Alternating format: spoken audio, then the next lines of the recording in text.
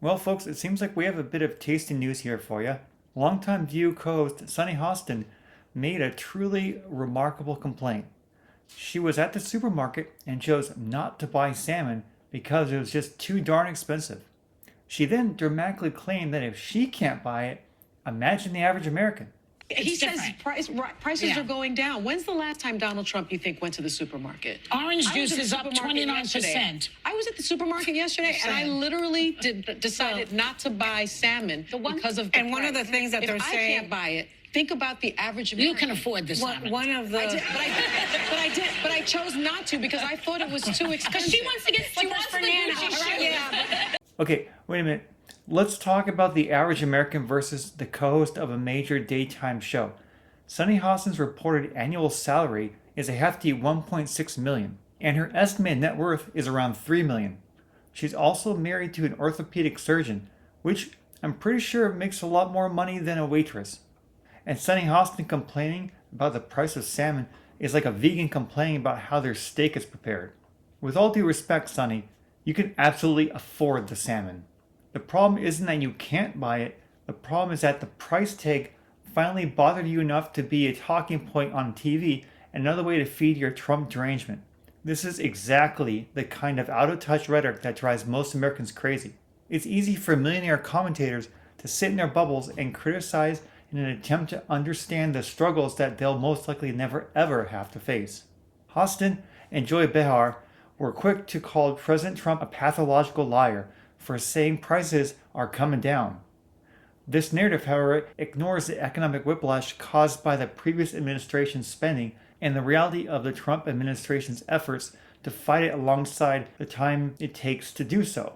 The truth is, while we are fighting to recover from the massive inflation caused by the reckless spending under the Biden administration, prices are coming down in the key areas thanks to this president's efforts.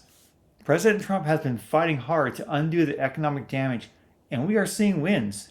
For example, for prescription drugs, which is huge for real families, the Trump administration has taken decisive action on these prescription drugs prices, which is a significant part of a family's budget. For example, through most favored nation price agreements, the cost of popular drugs like Ozempic and Wegovy have been negotiated down to $350 a month through programs like Trump RX, a massive drop from prices at around $1,000 to $1,350 a month. This directly puts money back into the pockets of millions of seniors and people with chronic conditions. What about grocery staples? The administration made a direct move to lower the cost of food by scrapping tariffs on popular grocery items. President Trump publicly rolled back tariffs on commodities like beef, coffee, tropical fruits, and cocoa. When tariffs come down, the cost to import and sell these goods drop, which should translate directly into lower prices at your local store, even if it means admitting that tariffs might have contributed to the problem in the first place. The rational perspective is simple. President Trump is not lying. He is producing results and fulfilling the affordability promise that he made coming into office. The economy doesn't turn on a dime, but when you see massive price reductions on things like life-saving medicine and taxes being removed from common groceries, that is tangible, measurable success for the average American family.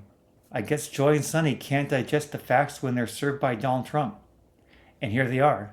After a slow start, the economy showed a strong rebound with real gross domestic product, GDP, surging at an annual rate of 3.8% in the second quarter, primarily fueled by consumer spending. This is per the U.S. Bureau of Economic Analysis. This domestic strength was backed up by a tight labor market where the prime age labor force participation rate, which is in the ranges of 25 to 54 years old, reached an average of 83.6% in the third quarter. This is from the Bureau of Labor Statistics.